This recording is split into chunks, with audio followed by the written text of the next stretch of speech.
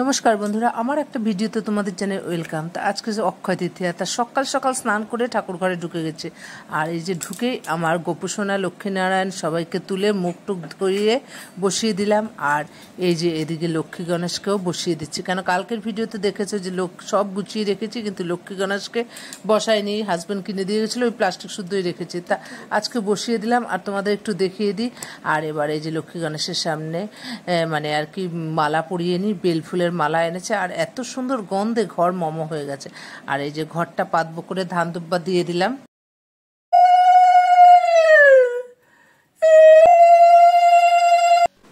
জোগাড় দিয়ে ঘরটা পেতে নিলাম। আর এদিকে ঠাকুরদের খাবার জল দিয়ে এবার মিষ্টিটা বেড়ে নিচ্ছি। দই আর লাড্ডু, মানে এমনি পুজোতে আমরা 5 রকম মিষ্টি আর দই দিই, কিন্তু গণেশ আর লক্ষ্মী পুজোতে আমরা লাড্ডু দিই, যেহেতু গণেশের প্রিয় মানে মিষ্টি লাড্ডু। তা আর এই দেখো আমার গাছের ফুল দিয়ে সমস্ত আমার সিংহাসন, তারপর ঘট পেতেছি যে লক্ষ্মী গণেশের, সব সাজিয়ে নিলাম।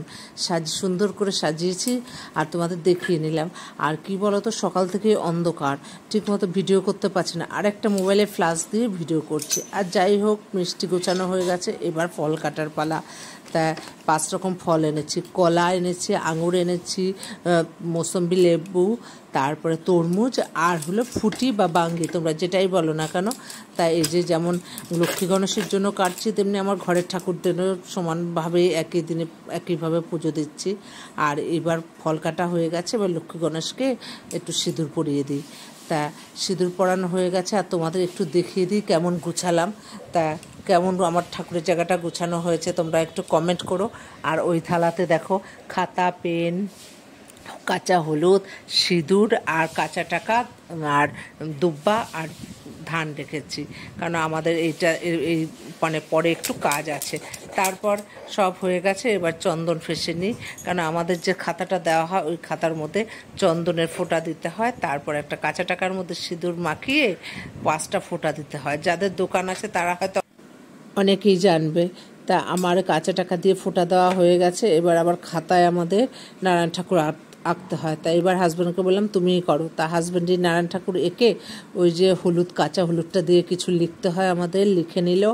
আর যে নতুন পেনটা রেখেছিলাম সেটা দিয়েও কিছু লিখতে হয়, তা লিখে নিল। পরে আমি লক্ষ্মী গণেশের পায়ে যে ধান দুব্ব দিয়েছিলাম সেটা নিয়ে আমাদের খাতার যে মানে লেখাগুলো হয়েছে সেই পৃষ্ঠার মধ্যে রেখে দিতে দেবে আর কি সারা বছর।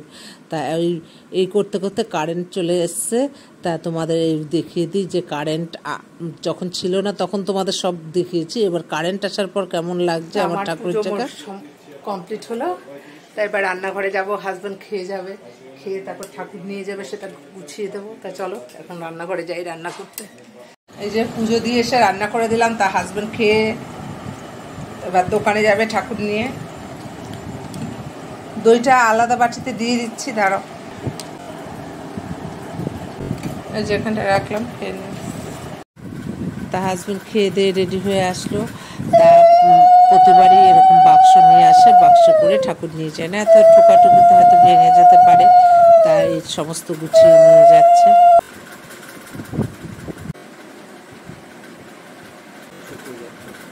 পাওয়া যেত না, সব থেকে ভালো ছিল জানো, এই আমাদের দোকানের ব্যাগেই তো এমন করে বসিয়ে।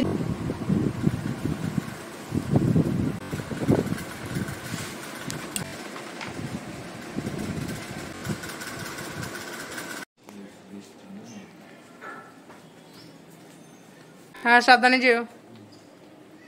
তা যাই হোক, এখন মানে নিজের সমস্ত কাজ করব, ঠাকুরের জায়গা জুগা পরিষ্কার করব, আর একটু খেয়ে নেবো আর কি। একটু প্রসাদ দেওয়ার আছে, একটু এদিক ওদিক দেবো। ভিডিওটা এখানে শেষ করছি।